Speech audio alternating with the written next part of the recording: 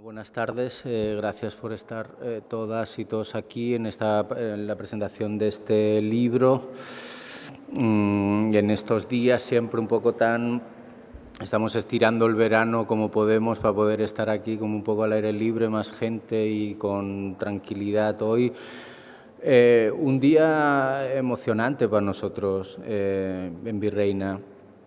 No solo por la presentación del fantástico libro de Benjamin Moser, sino porque Susan Sontag o al menos en estos últimos 4 años, ha sido como una especie de figura tutelar aquí en Virreina. Hemos dedicado un montón de trabajos a hacer cosas sobre Susan Sontag, a explorar a Susan Sontag.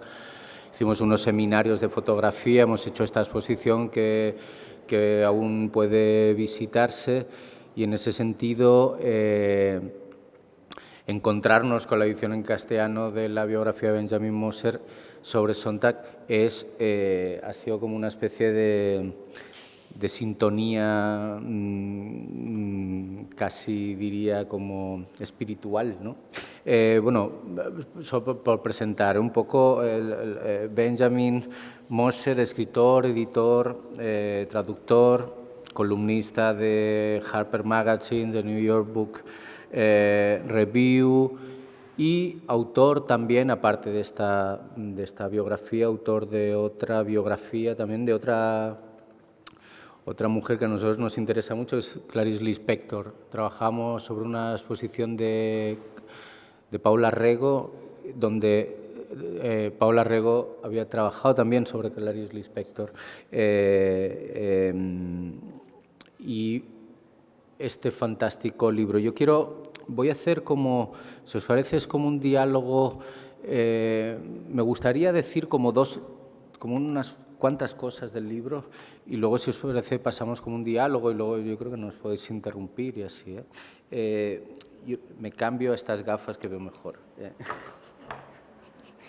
Mira, voy a ser un poco imparcial. A mí el libro me parece excepcional, memorable, el libro que ha escrito Benjamin. Me parece un libro increíble, o sea que tampoco no me voy a cortar un poco en el entusiasmo. Primero, os lo recomiendo, es un libro espectacular.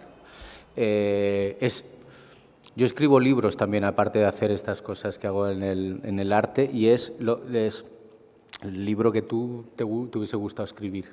Antes Benjamin me decía, esta es la exposición que me hubiese gustado hacer. Yo te cambio la expo por el libro, ¿vale? En serio, es un libro increíble. Yo creo que me parece un libro increíble porque está como lleno de buenas elecciones, ¿eh? O sea, donde había un problema hay una buena decisión, ¿vale? Eso es importante en un libro biográfico, ¿no? Ante un nudo, elegir bien, ¿no? Y el libro está lleno de buenas elecciones. Os voy a decir 7 buenas elecciones que yo he visto. Seguramente vosotros veréis más. Y luego, si os parece, pasamos al diálogo. Son muy breves, ¿eh? La primera buena elección es el título, ¿eh? Me ve Sontag, vida y obra. Me da un título impecable, ¿eh? Es decir, como una especie Sontag, ¿no? A secas, como una especie de onomatopeya, ¿no? O como una especie de marca corporativa. O sea, y por ahí hay muchos signos. Una segunda buena elección es el tipo, la escritura, ¿eh? El tipo de prosa. Yo he recomendado como a 40 amigos míos que se lo han comprado todos, y muchos de ellos escritores, y todos me dicen lo mismo, ¿eh? A algunos les interesa conocen más el personaje, otros menos, pero casi todos mis amigos, y algunos son muy buenos escritores, me han dicho, qué bien escrito está, ¿no? Qué buena prosa, ¿no? Este es un libro que es muy poderoso literariamente, ¿eh? Por cierto, felicidades a la traducción al castellano, a Rita de Costa. Me parece una traducción impecable. No sé si está por aquí o no, pero me gustaría felicitarla. Gran traducción. El libro es un libro, como digo, un libro muy poderoso literariamente. Aquí no busquen como a geografía, condescendencia, arrugarse en los momentos. No. Donde hay un momento de tensión, ahí va el libro, ¿vale? Y eso es lo más lo más que se puede decir muchas veces en la escritura, ¿no? O sea, porque, ¿no?, cuando trabajamos con palabras también trabajamos con cobardías llevadas con las palabras. Es decir, con las palabras los escritores podemos ir a una cuestión o también sortearla. Eso también entra parte de la escritura. Entonces yo creo que este es un libro que es, no diría valiente, porque me parece una cosa como épica. No es. Donde hay un momento de tensión, ahí se va Benjamin con su escritura a analizarlo. Insisto, gran poder literario tiene este libro.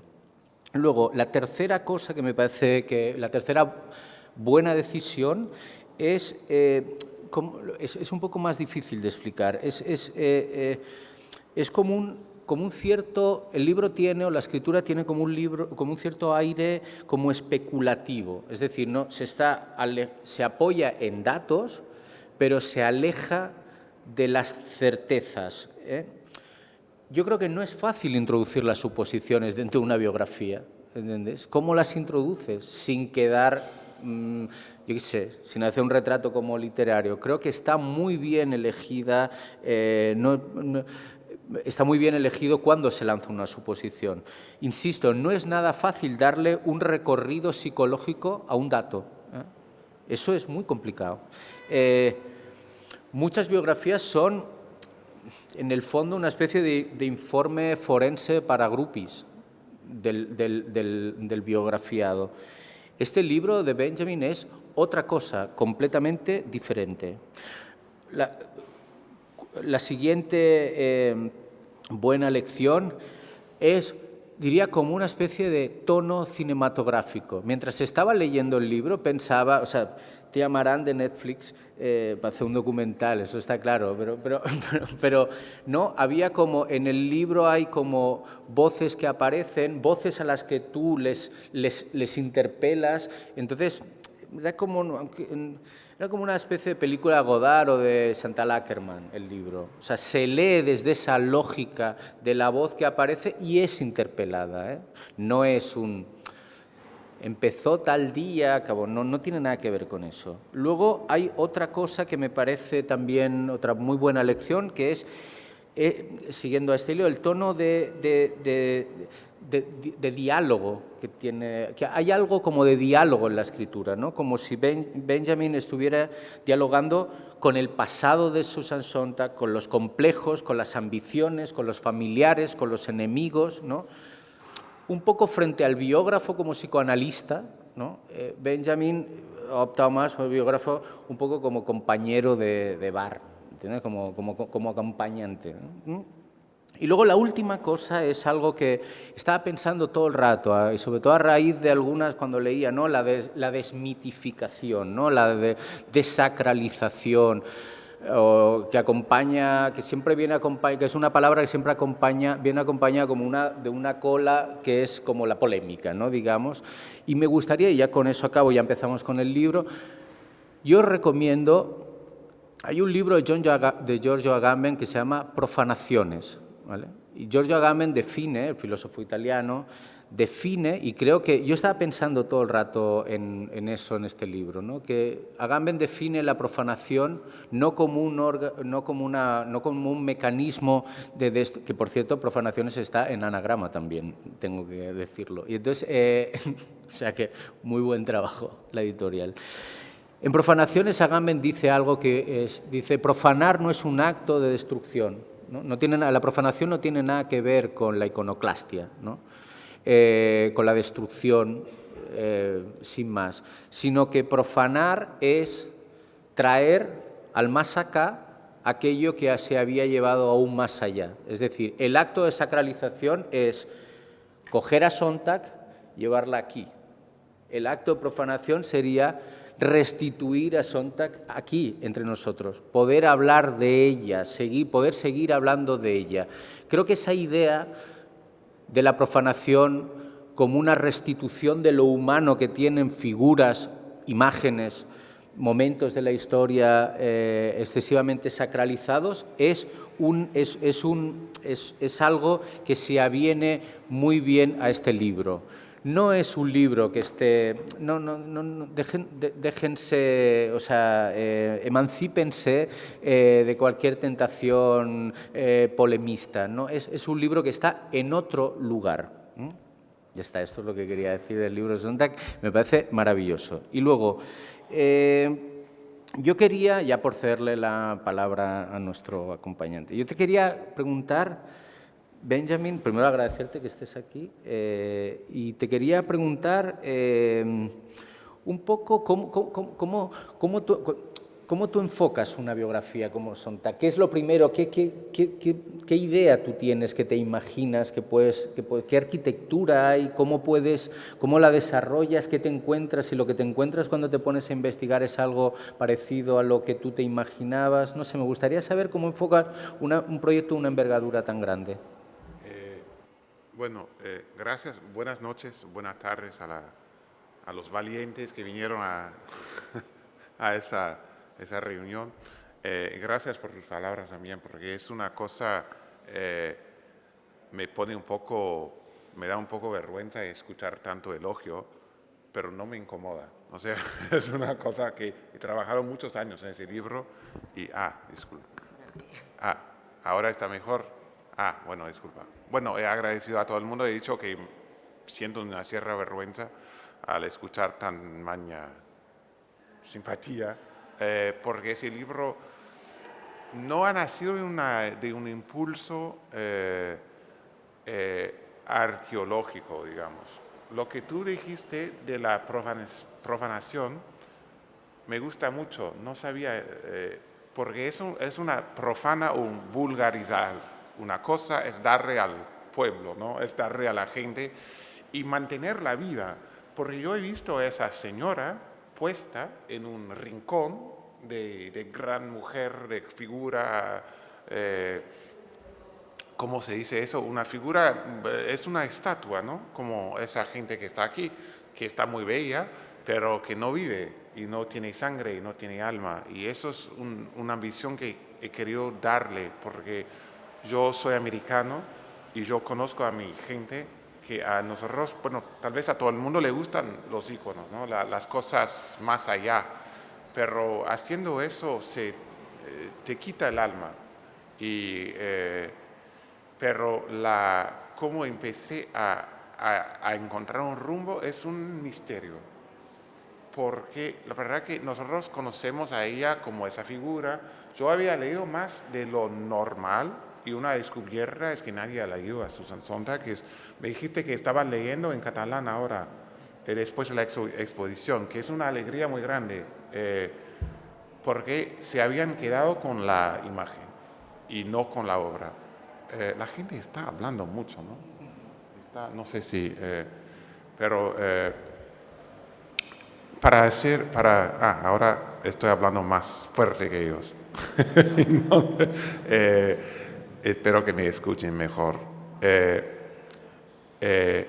La estructura se impone de cierta forma, porque hay cosas que yo no empecé con una idea cierre lo que iba a hacer, porque eso no se hace. Es como un matrimonio un poco, que uno empieza casándose un bello día con alguien que piensas conocer, pero tú sabes que en 20 años no va a ser la misma persona, ni tú eres la misma persona.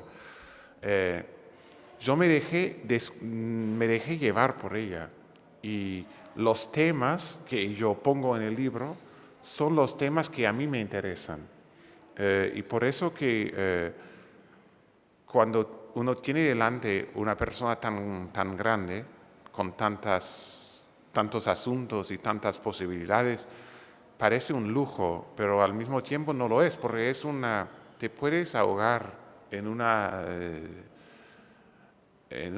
exuberancia exagerada de cosas y de temas. Entonces, los temas que me interesan en ella, que son, por ejemplo, imagen y realidad, que por final es lo mismo que había hecho en el libro sobre Clarice Lispector, pero de un biais un poco místico.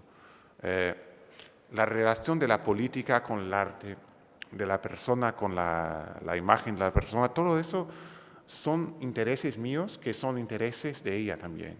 Entonces, pero otra persona lo habría hecho de otra forma. Es un asunto muy rico y hasta de más. ¿Y por qué crees, antes, esto que decías de la mitificación, es cierto, aquí en Virreina, desde el momento que dijimos que haríamos una exposición de Susan Sontag y que junto con la editorial Arcadia, es que hemos publicado sobre la fotografía en catalán, que extrañamente un libro tan seminal no estaba traducido al catalán, o sea, son cosas como... Y es un libro que está funcionando estupendamente. De hecho, nosotros sacamos primero, que ahí está Toni Munné de la editorial Arcadia junto con Montse Ingla, y nosotros sacamos primero el libro dentro de una colección de ensayo que tenemos, que colaboramos Virreina y Arcadia, y del que estamos contentísimos y satisfechísimos porque siempre tenemos como... Y sacamos primero el libro y ya desde el libro luego hicimos un poco la exposición que tiene unas referencias. Desde que dijimos Sontag, era todo, yo qué sé, hoy tenemos estas variables que son las redes sociales, pero igual, donde teníamos 100 likes, decía Sontag que eran 500, o sea, no sé qué. ¿Entendéis? ¿Por qué Sontag despierta esa fascinación? Eso es un misterio, es una realidad que no se puede negar y eso es una cosa internacional que empezó en los años 60. Ya en los años 60 había apenas llegado a Nueva York y ya había gente que escribía novelas con ella como figura. Era una cosa novelesca y todo el mundo lo sentía. Y era una cosa, y hasta antes, cuando yo entrevistaba a la gente de la Universidad de Chicago, que la habían conocido en 1950 y no sé qué, 52, todo el mundo se fijaba en ella de una forma que yo no sé explicar. Y es el misterio del carisma, ¿no? De la estrella, que ciertas personas nacen y parece que tienen un halo o tienen alguna energía que emiten y que fascina a la gente. Y eso es una cosa que muy sontaguesca en su obra también, porque esa imagen, lo sabemos, puede destruir a la persona como puede salvar a la persona. Entonces no me extraña, pero tampoco me extraña que no estaba traducida, porque yo he visto en la exposición que tienes la edición holandesa, yo vivo en Holanda, y ese libro existía en holandés en los años 70. Y bueno, y todo el mundo se olvidó porque la vida continúa, ¿no? Y cuando lo sacaron con una nueva traducción, bueno, ya 2 generaciones casi que no conocían ese libro. Y fue un éxito total. Pero no sé, yo creo que el misterio que tiene que ver con la sexualidad, que tiene que ver con ciertas personas que tienen algo que excita a la gente. Y digo la palabra excitar en el sentido sexual también. Sontag era una fantasía sexual para mucha gente y una fantasía intelectual para mucha gente y un sueño de la fama y de la influencia, de la genialidad. Todo eso la proyectaron sobre ella y después, lo más interesante tal vez porque estamos hablando de una biografía, es que me proyectaron eso a mí. Entonces, los amores y desamores que alguien tenía en Chicago en los años 60 llegaron a mí. Y eso es una cosa que no sé explicar, pero es una energía muy fuerte. Y yo sentía, porque yo vivo con ella, es como el confinamiento, ¿no? Que sentimos que cuando estás casada con la mala persona, bueno, puedes salir al bar y no pensar mucho en el mal paso que hiciste casando con fulana en los años 80 y ahora estás confinado con ella y te das cuenta. Yo estaba confinado con esa energía desde muchos años y es una energía que conozco, pero no sé explicarla porque es una cosa que yo convivo con eso y ya la conllevo conmigo cuando viajo ahora. Bueno, viajar es una palabra un poco del latín ahora, pero así se dice. Yo llevo a ella y la encuentro en todos los países. es un fenómeno, pero eso tal vez sea otro libro, explicar eso. ¿Por qué? Porque estuviste mucho, ¿cuánto tiempo estuviste para escribir? Desde que empiezas hasta... Bueno, ahora son 8 años. Es muy chistoso. Alguien ha puesto ayer en un periódico español 10 años y han dicho, el libro se va quedando más gordo. También hay el libro de Benjamin Moser de 1000 páginas. Bueno, en cada edición queda... Bueno, van a acabar el libro en 12 volúmenes, pero son 8 años desde que empecé hasta ahora. O sea, el libro lo publiqué el año pasado en inglés y en otros idiomas también, y ahora la semana pasada lo hicimos en alemán, y ahora en español, y después en bosnio. O sea, es una cosa que continúa y es un trabajo que es distinto, pero la presencia es la misma. Estoy con ella, estoy llevándola. Ella no está viva, pero está un poco conmigo. Y viaja conmigo, y tengo su cara, y tengo sus palabras, y tengo su memoria. Si hay algo, no sé, que yo creo que me gustó también mucho en el libro, porque estábamos preparando la exposición mientras... Y luego después pude leerlo aquí, también es como, en eso que decíamos antes, el carácter irresistible, ¿no?, que tiene como la figura de Susan Sontag, incluso la obra de Susan Sontag, que como tú decías, es verdad que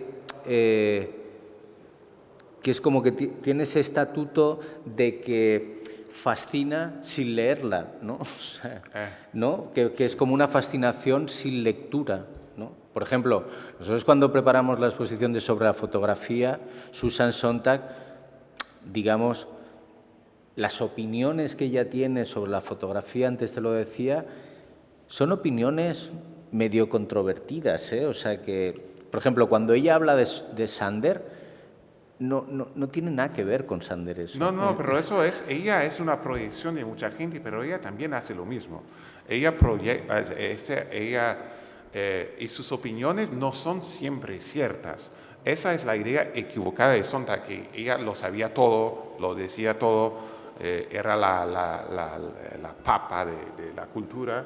Pero lo interesante de Sontag es muchas veces que se equivoca bastante, y de una forma interesante. Porque muchas veces sobre la fotografía ella escribe cosas que después se revelan en su propia obra como tonterías. Y ella se arrepiente de haber hecho unas cosas. Cuando fue a Bosnia, ella decía sobre la fotografía que la fotografía era una especie de anestesia. Que si vieras tantos niños africanos hambrientos, ibas a pasar a no verlas y a no te interesar. Entonces, que la fotografía podía llevar a una anestesia, ¿no? A pesar porque vemos tanta cosa, tanta imagen. Después, cuando va a Bosnia, en los años 90, va a asistir, literalmente a asistir a una pieza de teatro que hace Godot debajo de las bombas. Se da cuenta de lo poderoso que es la fotografía y que en cambio de lo que había dicho 20 años antes, la fotografía era un estímulo y que, por ejemplo, su pareja, Annie Leibovitz, ella podía echar a esas fotos en unas revistas populares americanas como Vanity Fair, por ejemplo, había puesto a los niños bosnios hambrientos y muertos al lado de Barbra Streisand, que es una cosa que me encanta por tan subversiva, pero hay que saber manejar a esas cosas. Y lo interesante de Sontag es que ella está siempre, la figura de Sontag, esa estatua, lo sabe todo, pero ella, la persona, no. Y él sí lo sabía.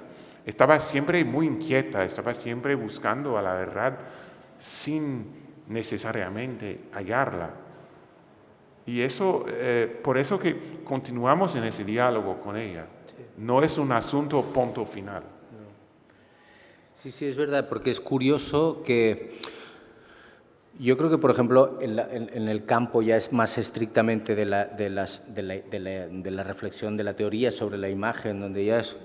Claro, es que, fíjate, Sontag es una figura muy poderosa, pero no deja de ser una ensayista, es decir, no es una novelista, digamos, no sé, la ficción, el novelista puede, no sé, puede tener otro tipo, un lector mucho más, una variedad muchísimo más grande de lectores, ¿no? Pero en el fondo cuando escribes ensayo, es ensayo sobre fotografía, ¿no?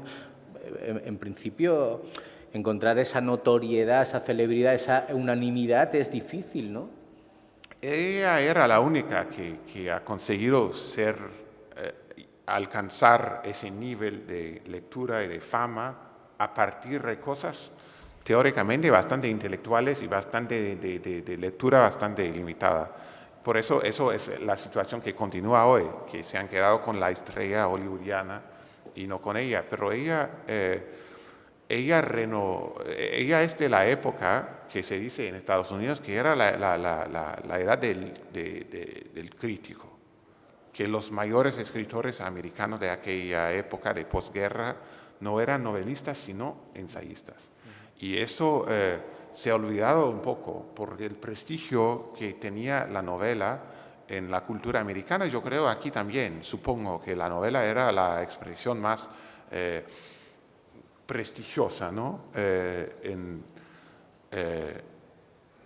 Un escritor era una novelista. Ella quería serlo también, pero ella quería hacer todo. Ella quería ser directora de cine, quería ser directora de teatro, quería ser todo menos poeta. Es lo único que se me ocurre que nunca intentó.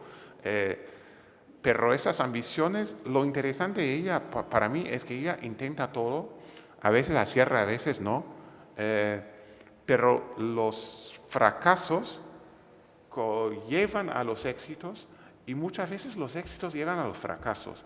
Entonces, para mí, como teciendo ese tejido, no sé cómo se dice, esa narrativa de esos pedacitos, es muy fascinante porque está siempre buscando algo. No es una persona que se queda... una vez me pidieron para escribir una biografía de una cantante latinoamericana, que es una persona que me gusta mucho como cantante, pero no hay esa evolución. Es una persona que sabía muy bien cantar y cantaba durante toda su vida y murió. Y se fue a Lisboa, y se fue a Roma, y se fue a Moscú. Bueno, contar eso para mí no tiene ningún interés. A mí me gusta seguir la cabeza de una persona así y acompañarla. Porque, ¿qué opinas tú de su... Si te quería hacer esta pregunta, ¿qué opinas de su obra, digamos, de sus novelas? Ella es muy conocida por los ensayos, pero es verdad que tiene unas incursiones cinematográficas, Promised Land, creo que es. Horribles. Sí. Sí. ¿Y las novelas qué piensas tú? Terribles. Y también muy buenas. Sí. No, pero lo que es interesante, eso es una cosa, a Sontag que era una figura tan poderosona, que todo el mundo le gustaba hallar algo para criticarle. Decirle, pues bueno, ella se cree tan No sabe escribir ficción, pero no sabe hacer eso y las películas son malas y eso es malo. Y lo que pasa es que ese quedó un poco como la leyenda negra de Sontag, es otra leyenda negra que tiene como su personalidad, pero las novelas, todo el mundo le encanta decir que son terribles. Las dos primeras, que son de los años 60, que son en el espíritu un poco bergmanesco o robgrietesco, ¿se puede decir eso? Sí. Qué horror, ¿no? Qué palabra terrible también. Pero si uno sabe la historia del cine y del Nouveau Roman y de los años 50, 60, en que el mundo se había acabado para mucha gente, el mundo se estaba rehaciendo y todas las formas estaban siendo interrogadas para cómo nosotros vamos a recrear un mundo que está en pedazos. Entonces empezaron en Francia, más que nada, a rehacer la novela de otra forma y ella representó eso en Estados Unidos de una forma que artísticamente te puede gustar o no, a la mayoría de la gente no le gusta, pero por ejemplo a Hannah Arendt le gustó mucho, a Jacques Derrida le gustó mucho. Aquel entonces era una cosa nueva, ahora leemos eso y no entendemos porque hemos perdido el contexto. Bueno, yo no voy a decir que me encantaron esas novelas. Sin embargo, hay muchas ficciones. Después, a mí me gustó mucho El amante del volcán, por ejemplo, que fue su éxito mayor cuando ya tenía más de 60 años, que fue la primera vez que había un libro en los más vendidos. A pesar de la fama, todavía no se leía, no se compraba sus libros. Y ese libro me encanta. Y hay cuentos y cosas ficcionales que me gustan mucho. Y hay ensayos del otro lado que no me gustan, que me parecen equivocados de una forma sucia. Hasta se puede decir de una forma política equivocada y hasta ofensiva. Para mí todo eso la hace fascinante.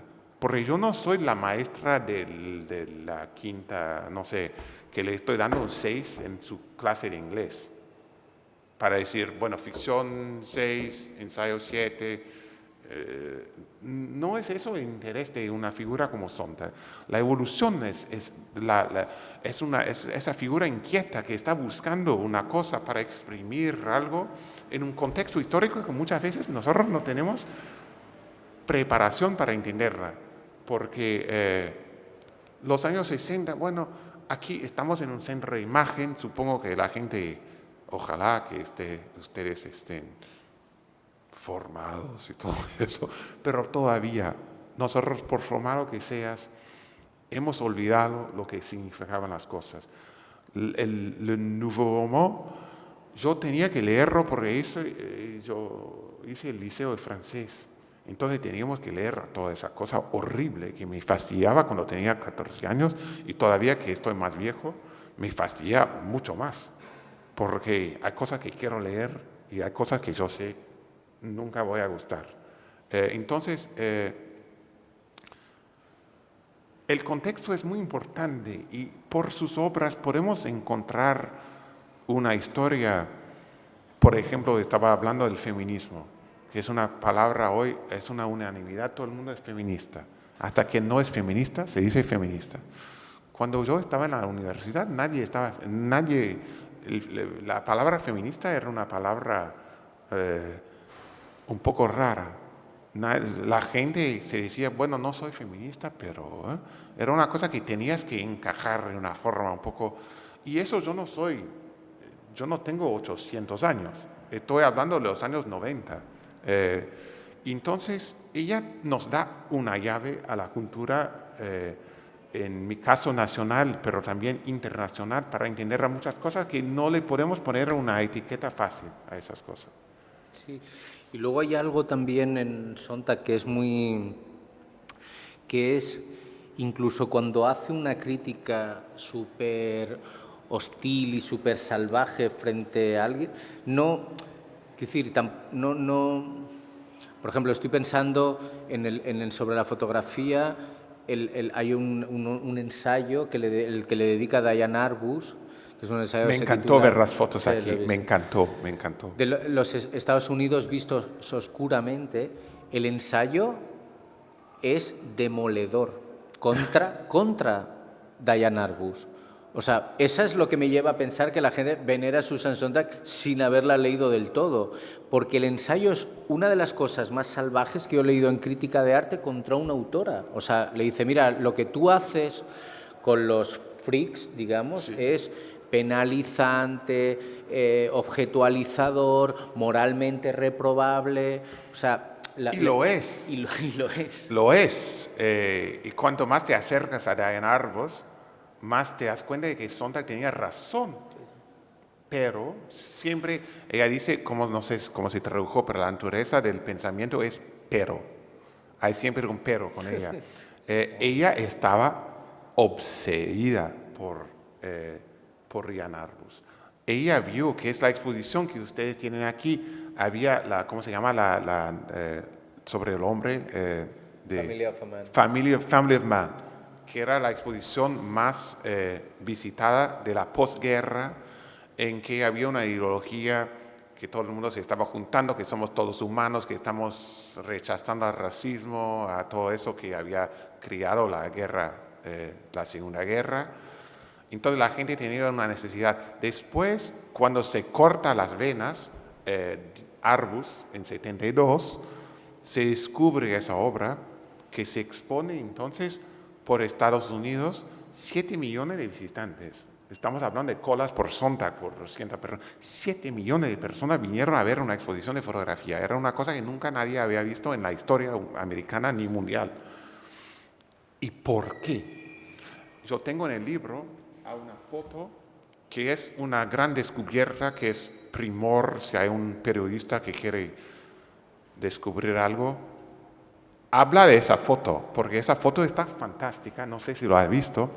Esa es la foto de Arbus, de Susan con su hijo, que son dos, que yo tengo una aquí, pero abajo hay una foto de la exposición de Arbus en el Museo de Arte Moderno de Nueva York, 73 creo. Pero no sé, está chiquitita, usted que es curador, ojalá, que yo creo que nadie lo hace, lo haría hoy en día. Pero ¿qué palabra pone en la pared arriba? No sé si lo han visto, pero se dice losers. La gente está expuesta como losers y como freaks. En la crítica a la fotografía, todo el mundo se negaba a eso.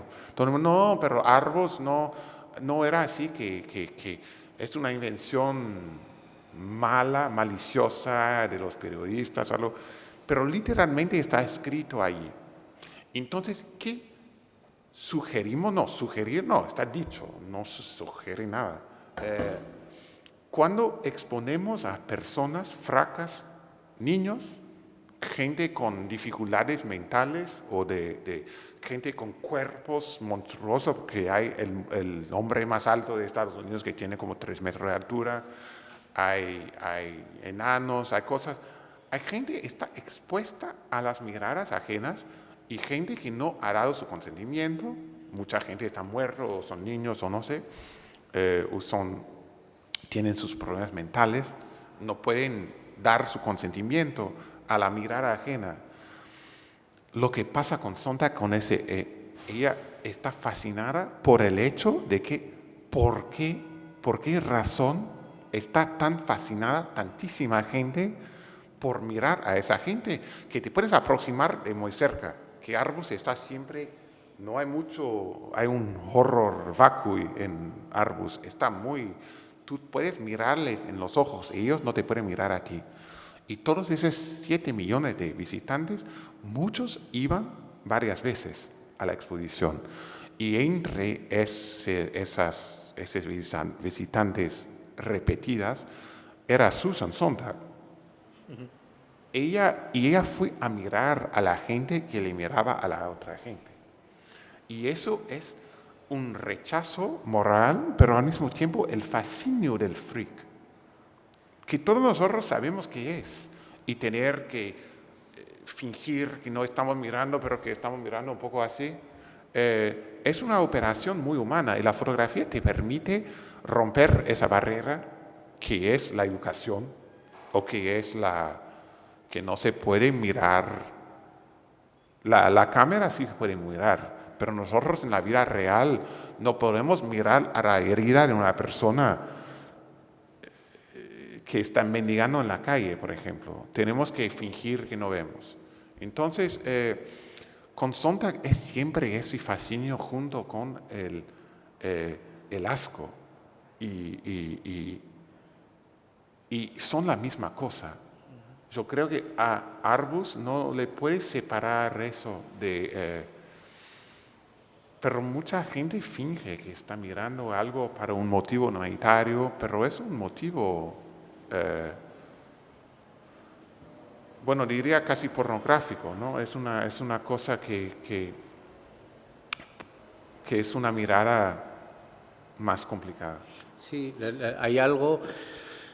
A ver, lo que sí que es cierto es que lo que sí que es un logro en Sonntag clarísimo, yo creo, no sé si estás de acuerdo, Benjamin, que es que que ella sabe coger un tema o un campo y llevarlo a los lugares donde pueden ser más polémicos. Quiero decir, con la imagen es bastante claro la operación que hace Susan Sontag, que podría, yo creo que es la misma que hace otro, que es John Berger, es llevar la reflexión de la imagen a un hecho sociológico, periodístico y a un tema moral. Antes tú hablabas de moral. El libro de Sontag sobre la fotografía es un libro de moralidad en la interpretación de las imágenes. Ella dice, soy 2 veces moralista, americana y judía. Y bueno, yo también, pues yo entiendo eso bastante. Y es una persona extrema. Susan es una persona, por eso que nos fascina, porque ella puede llevar una imagen que nosotros pensamos que es inocente, y puede insistir tanto y cavar y ir tan hondo que era otra cosa. Pero está convencida desde chica de que la estética y la moralidad no se pueden separar, que es una cosa y que está preparada para morir para Igor Stravinsky cuando tiene como 12 años. Está hablando con su amigo, ¿cuántos años de tu vida darías tú a Stravinsky en cambio de tu propia, de tu vida de adolescente sin importancia? Y al final quedaron con 5 años, ¿no? Que creen que 4 era un poco menos, pero para darle el lugar a Stravinsky. Y ella estaba convencida de que las palabras y el arte no era una cosa ajena a la moralidad o a la realidad, porque hay mucha tendencia a pensar, es una cosa que nos pasa a todos los artistas, creo, de insistir que lo que tú haces no es el mundo real, estás haciendo algo, escribiendo tu libro, componiendo tu musiquita, y no tiene ninguna influencia en el mundo real de las personas que se mueren de hambre. Es una cosa muy común. Pero ella sí pensaba que hacía una diferencia y que el valor de la palabra era una cosa que se tenía que mantener y agresivamente. Y yo no sé por qué, pero es una cosa que yo siempre he sentido. Yo tenía una abuela, por ejemplo, estaba hablando de eso, que a ella no le gustaban los dialectos. Pensaba que era una cosa horrible un dialecto y no usar las palabras ciertas.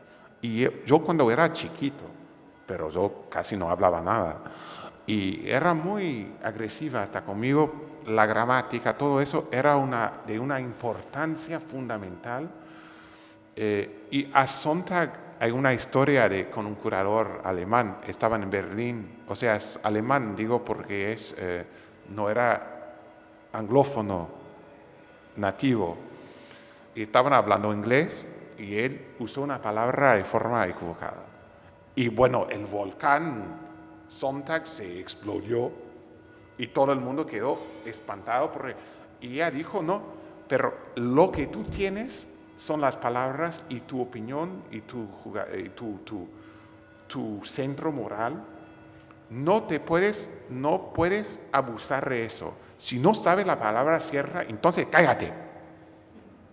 Y ella era famosa por esas cenas, pero era una cosa muy sincera en ella y que creo que nosotros sentimos que hay una violencia. Estaba hablando con una venezolana hoy, no sé si vino, pero mi primera experiencia de lo que nosotros pasamos en Estados Unidos fue la primera vez que encontré a Hugo Chávez en Caracas en los años 90, final de los 90, y yo hablaba español, que tenía, yo hablaba español, y yo sabía que se decía del español de Hugo Chávez, que era un español llenísimo de errores, de gramática, de todo, estaba horrible, y los venezolanos tenían vergüenza de eso, porque el presidente de la República representa a la nación, o sea, pero a mucha gente dice, pero él habla como el hombre de la calle normal, que puede ser verdad, pero se entendía que cuando empieza con la violencia, con las palabras y con la gramática, acabas destruyendo al país, que es exactamente lo que pasó. Nosotros tenemos un payaso, bueno, payaso es generoso para lo que tenemos nosotros en Estados Unidos ahora, pero que propósitamente, bueno, no sé, la verdad que no sabe la ortografía ni la gramática, pero él habla mucho como habló Chávez y es el mismo tipo de hombre y es el mismo tipo de peligro, que es un peligro que podemos creer que es un peligro estético, que bueno, nosotros que somos formados tenemos la suerte de saber escribir bien inglés y él no, tal vez. Puede parecer una opinión, pero cuando te toca en tu país sientes el peligro en tus entrañas, como yo sentí la primera vez que oí a Chávez. Entonces, la conexión de la palabra, de la representación con las vidas humanas y las vidas sociales de sociedades, digo, es una cosa que necesita sus defensores, esa idea, porque puede parecer un esnovismo o algo, pero ella, por eso que tal vez sea una persona que todavía nos habla muy emocionalmente, a pesar de parecer estar hablando de cosas filosóficas abstractas, que es de la facultad de filosofía. No, es una cosa que puede acabar con tu vida, puede quebrarte, puede matarte. Sí, hay algo... Bueno, a mí, por ejemplo, me parece un libro como Ante el dolor de los demás, Sí. que es un libro, bueno, al que, ¿cómo se llama? Es un libro muy... Pues Sebastián Salgado también le contesta a Susan Sontag, no se queda callado, ¿eh? O sea, sabéis, ella escribe...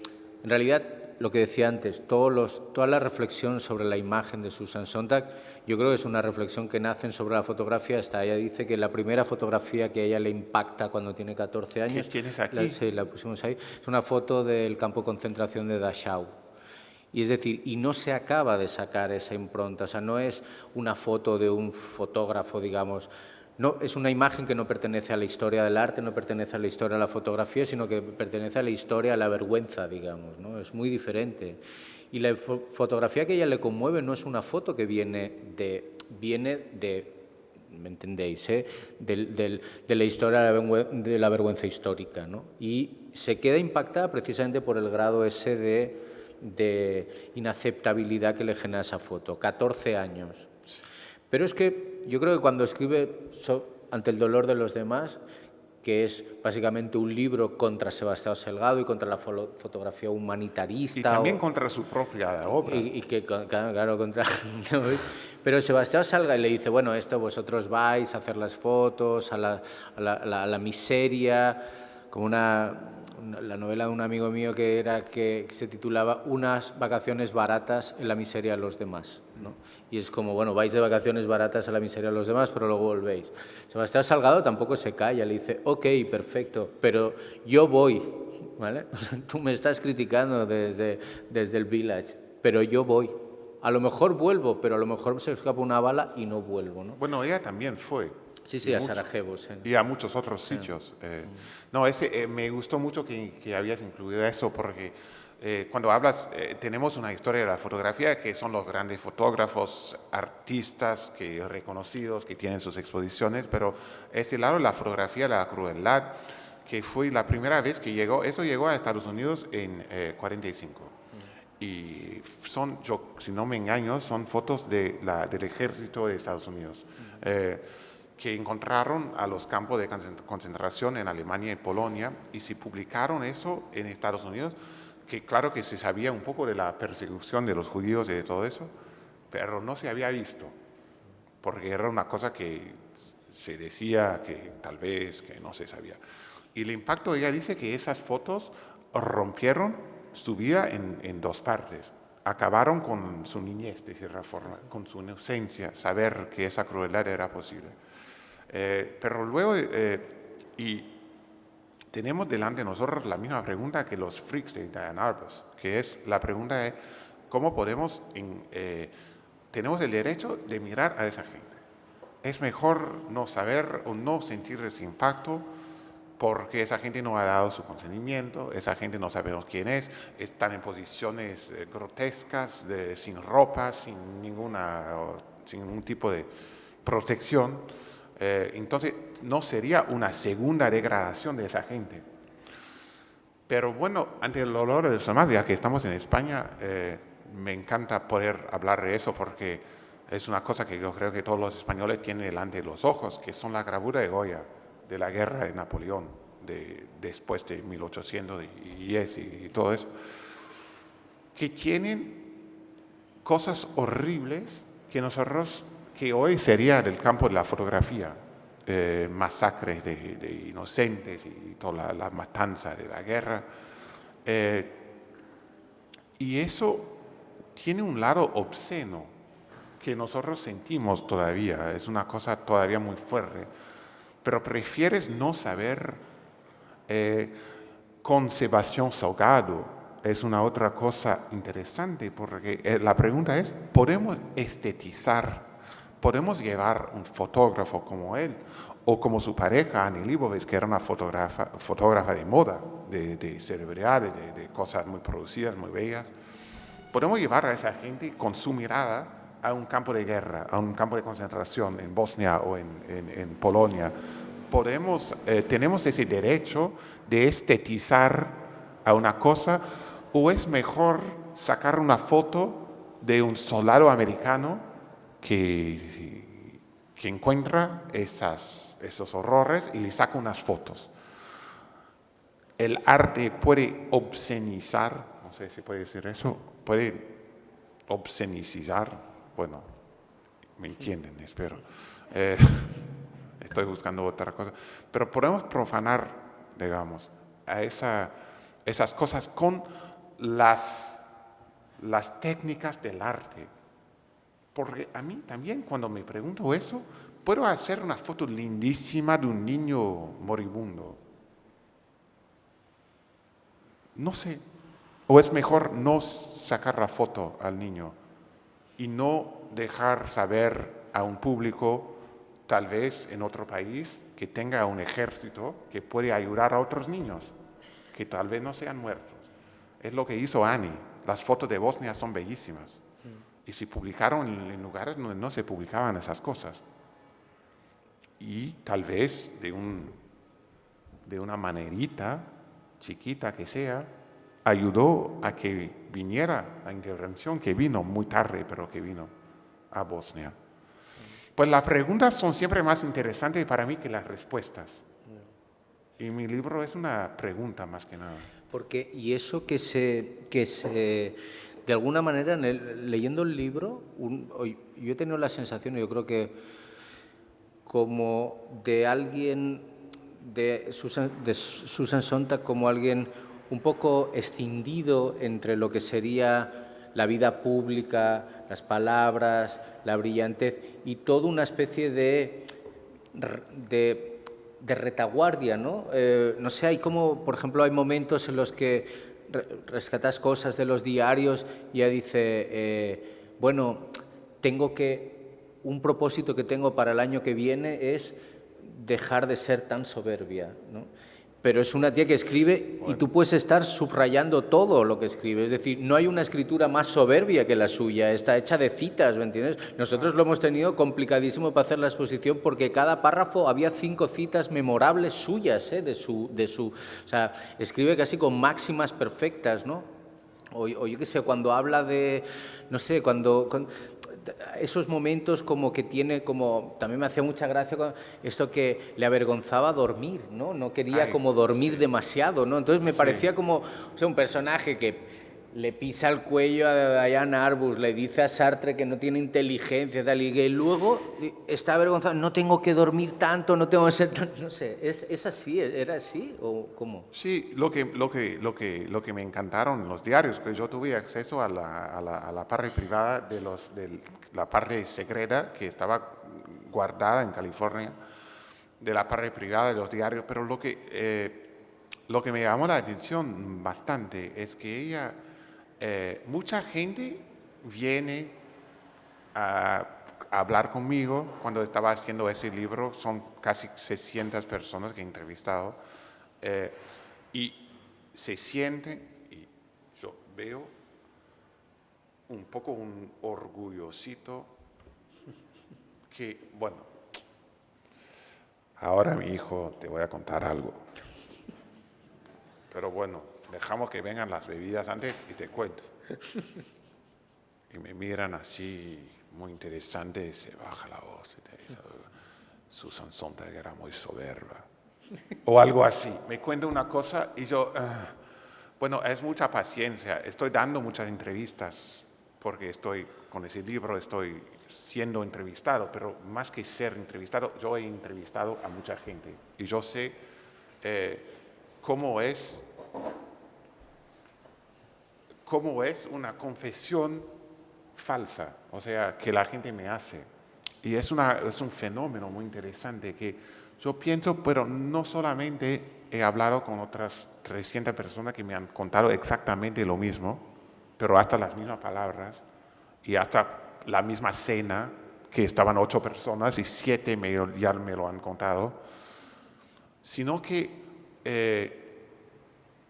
la revelación personal de sus incapacidades la hizo ella en sus diarios. Está todo allá. Todo lo que se puede decir de Susan, ella lo sabía. Y lo confesaba en sus diarios, pero dice en sus diarios desde muy niña, desde como 14, 12 años, está consciente de su condición de futura biografada, si lo puedo decir. Y ella hasta dice eso, que tengo que parar de escribir para mi futuro biógrafo, y es muy raro encontrar eso en el archivo, ¿no? ¿Y esto cómo te sentiste? Es como cuando me lo había previsto, imaginado? como en los años 40, que no había nacido, y todavía estaba preparando mi material, poniéndola en la mesa de la biblioteca. Pero ella sí hace esas confesiones que nunca hizo en público.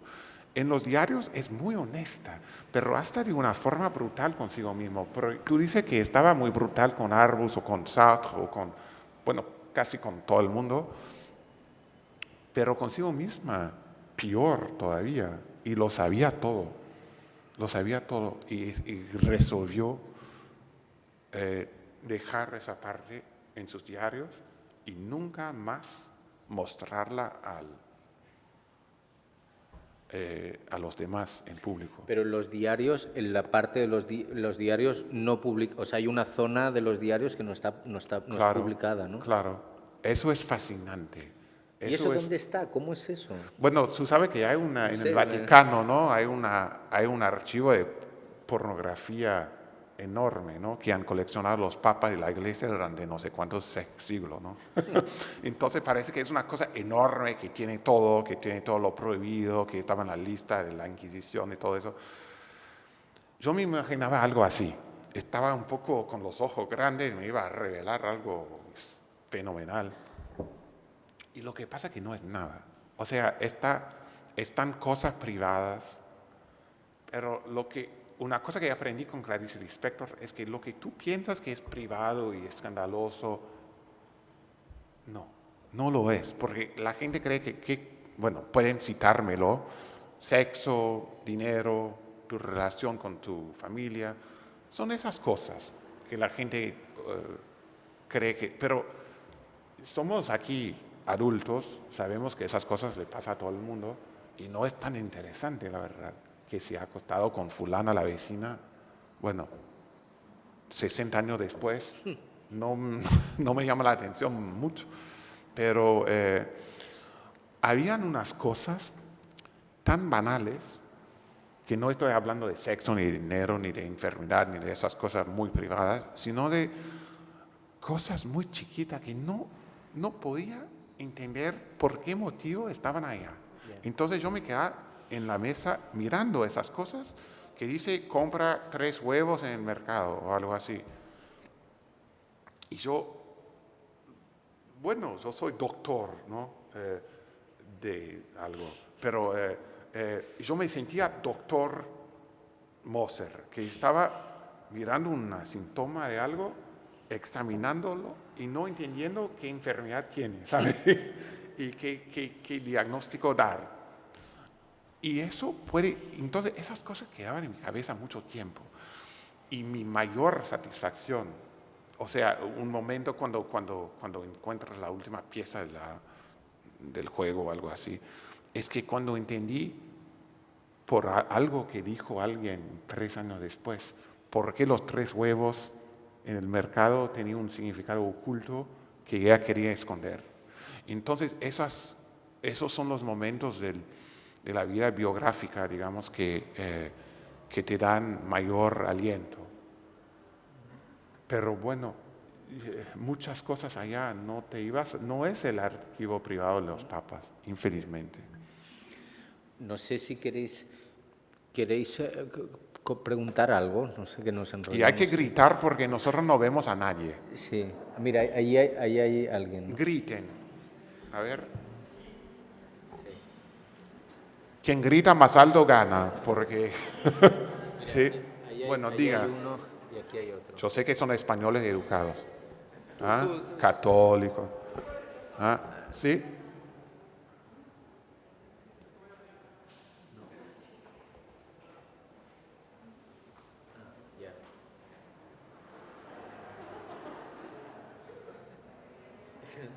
Sí hay. Bueno. Pero no funciona, ¿no? ¿Sí? Sí. Quería preguntar más que por la construcción de la estrella, por la destrucción del mito, y si realmente hubo una destrucción del mito y una crucifixión después de lo que Susan Sontag escribió en el New Yorker después del September 11, ¿no? Y la destrucción del World Trade Center. Es que puede quitarse la mascarilla, porque no le entiendo muy bien. Sí, que quería preguntar no tanto por la construcción de la estrella, sino por la destrucción del mito y si realmente hubo una crucifixión después del artículo que escribió en el New Yorker sí. Tras el September 11 y la destrucción del World Trade Center. Si eso destruye el mito o si eso... lo que dice, hoy leemos eso, que son 3 parágrafos que publicó en los días después de los atentados, que ha hecho un escándalo enorme en Estados Unidos. Hoy yo he puesto todo el texto en el libro porque pensé que era importante leerlo porque no sientes nada ahora. Ella dijo que Estados Unidos es la fuente de mucha violencia en el mundo, que la gente no se opone a nosotros porque son fanáticos religiosos, sino porque nosotros somos la razón de muchos problemas en el mundo. Es una cosa que te parece muy banal, pero hay que entender la situación política. Ella estaba en Berlín cuando escribió eso, no estaba en Nueva York. Y lo que me llama la atención es que cuando fue a Bosnia unos años antes, 5 o 6 años antes, ella dijo que no tienes el derecho de escribir sobre cosas así si no estuvieras allá personalmente a ver lo que pasó. Porque puedes dar tus teorías sobre todo eso, pero si no lo has visto, tú no puedes opinar sobre eso. Y que hace es que comete el mismo error, es una cosa, siempre hace eso, va y viene las opiniones sobre eso. Ella no había visto eso personalmente, no había visto la sensación que existía en Nueva York en ese momento. Y entonces juzgó mal a las reacciones de la gente, pero al mismo tiempo tenía una reputación de escandalosa que databa de 40 años.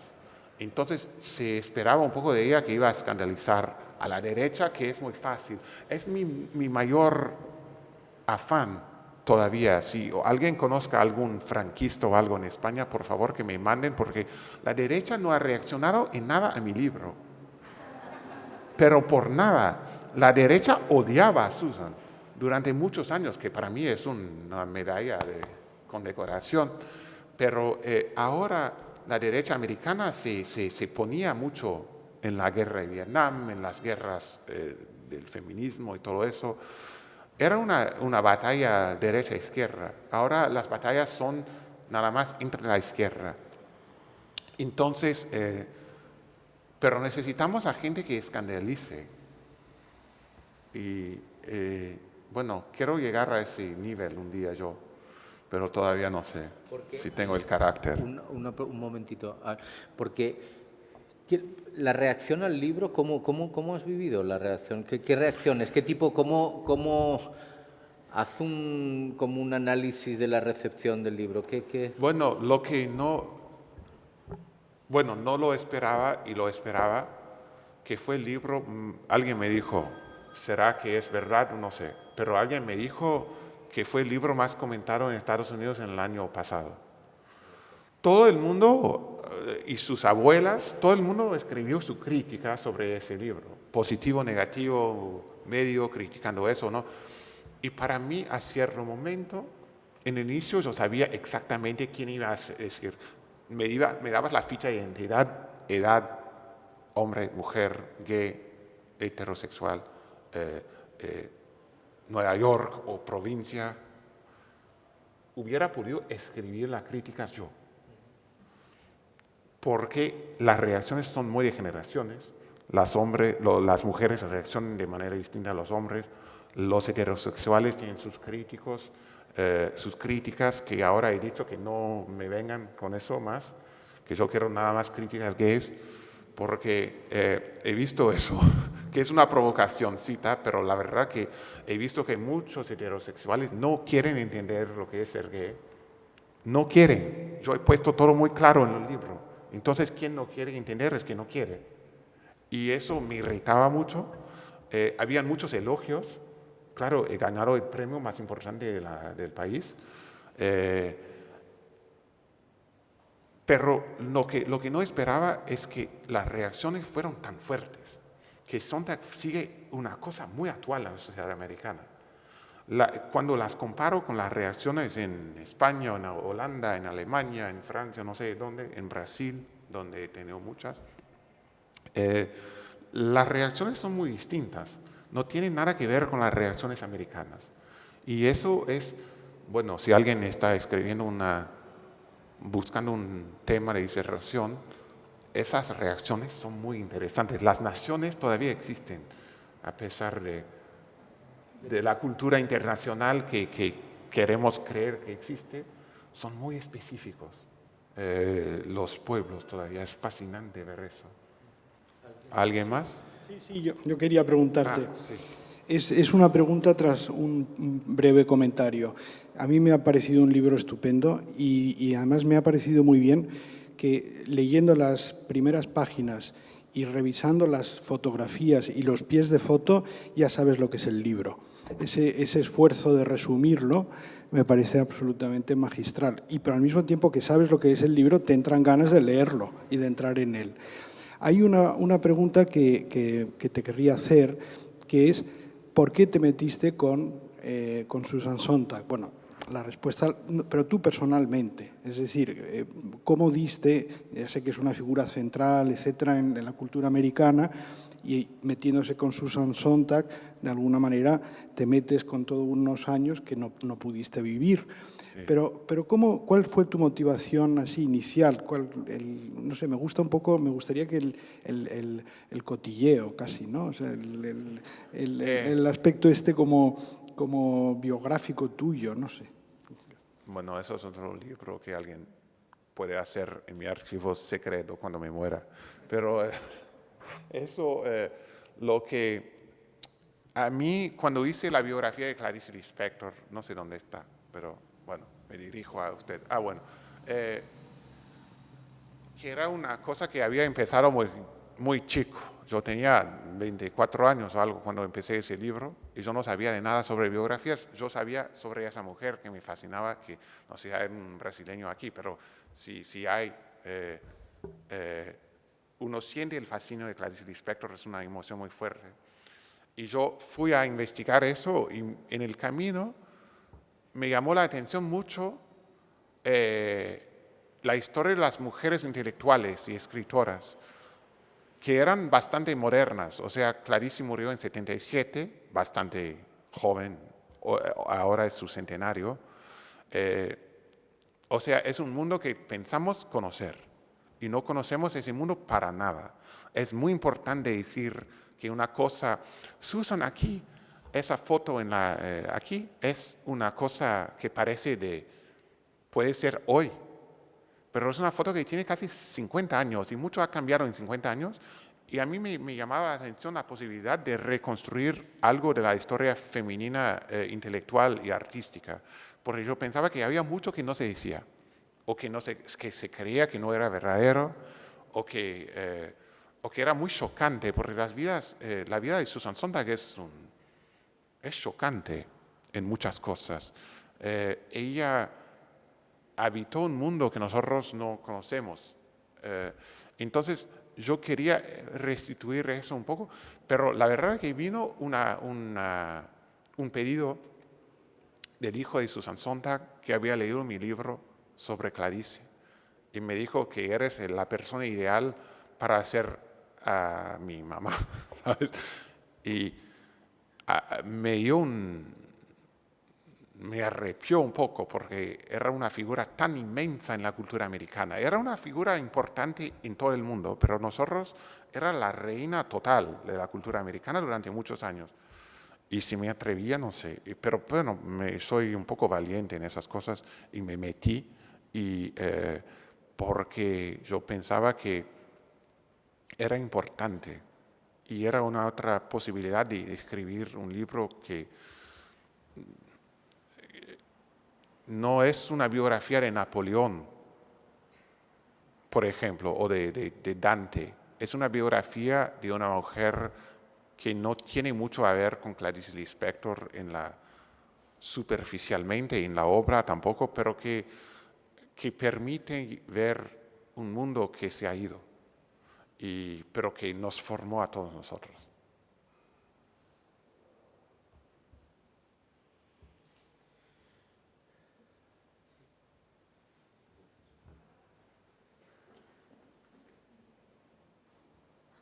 Hola. Yo quería preguntar que a ella siempre se le recrimina no haber hecho pública su sexualidad o haber formado parte de cualquier tipo de movimiento activista LGTB, y quería preguntarte a ti qué opinas personalmente al respecto y hasta qué punto se le puede exigir a ella como figura pública esta participación. Bueno, es exactamente lo que digo sobre los heterosexuales y los homosexuales. Es una cosa que nosotros homosexuales entendemos naturalmente, que era una cosa peligrosa para ella. Es una cosa, ella creció en un mundo totalmente distinto de lo nuestro. Ella nació en 1933. No existía lesbianas públicas, no existía. No se sabía que eso existía. Tal vez se supiera que había mujeres que tal vez, pero no se dice. Y ella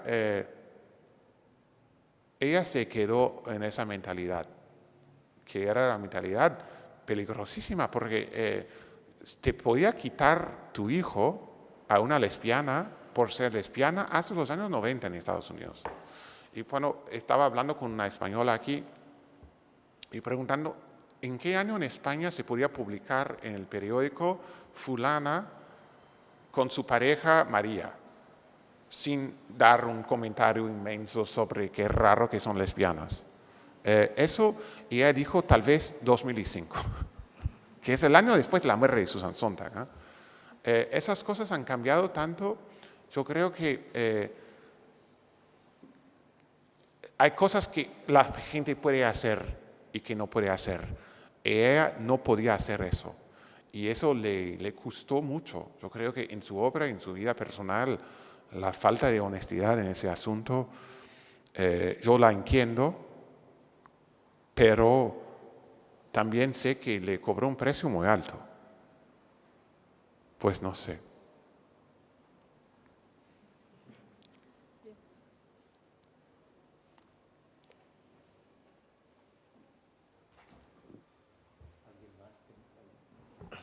¿Alguien más tenéis? Nosotros podemos ver bastante mal a usted. Sí, bueno, sí, aquí un poco. Vemos solo Sí. por aquí. No sé, si os parece, vamos, nada, agradecer un poco la asistencia, agradecer a la editorial Anagrama y sobre... Sí.